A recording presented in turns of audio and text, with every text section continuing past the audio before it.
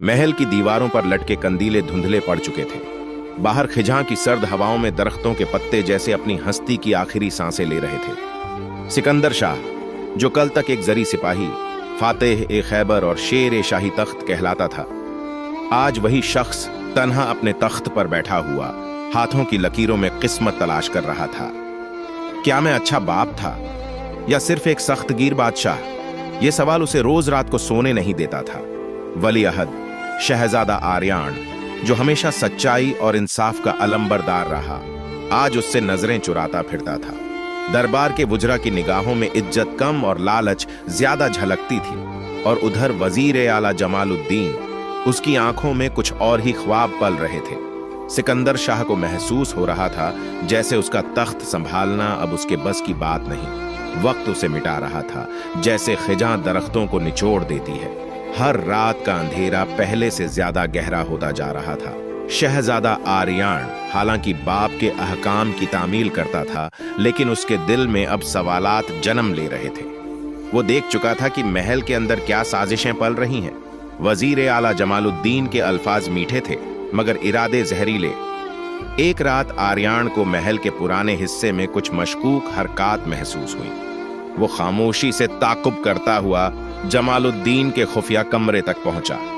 दरवाजे की ओट से उसने सुना, बस एक बार बादशाह कमजोर पड़ जाए तो बाकी काम आसान है। आर्यान को अवाम का हीरो बनाकर सामने लाएंगे, मगर असल ताकत मेरे हाथ होगी। आर्यान का दिल धक से रह गया। उसकी आंखों के सामने जमालुद्दीन का चेहरा बदल गया था। वो शख्स जिसे बाप ने भाई समझकर इख्तियार दिया, वही अब पीठ में छुरा घोंपने को तैयार था। आर्यान महल वापस आया तो उसने सारी हकीकत अपनी करीबी दोस्त शहजादी मेहरुनिसा को बताई। मेहरुनिसा न सिर्फ एक हसीन दोशीजा थी, बल्कि उसकी अक्ल व फहम भी बादशाही मुशीर जैसी थी।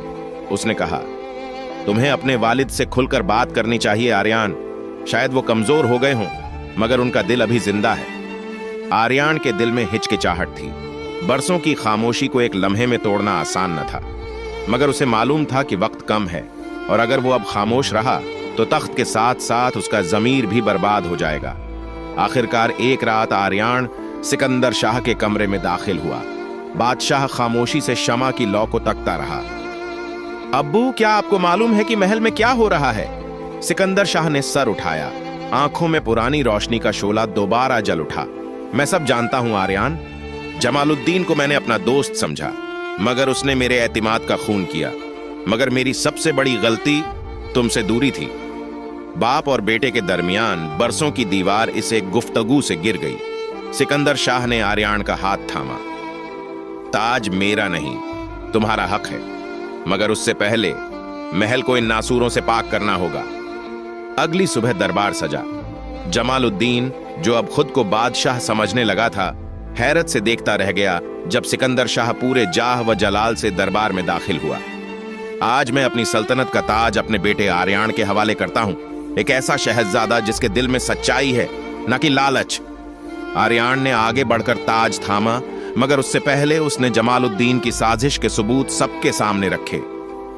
दरबार लरज गया और जमालुद्दीन को गिरफ्तार कर लिया गया। जैसे ही ताज आर्यान के सर पर रखा गया, सिकंदर शाह खामोशी से मुस्कुराकर पीछे हट गया। उसकी आंखों में आंसू थे, मगर उन आंसुओं में सुकून था। सिकंदर शाह महल के एक पुराने हुजरे में बैठकर सूरज को गुरूब होते देख रहा था। उसने अपना फर्ज अदा कर दिया था। उसका बेटा अब बादशाह था और सल्तनत महफूज। शायद मैं अच्छा बाप न था, मगर मैंने उसे अच्छा इंसान जरूर बनाया।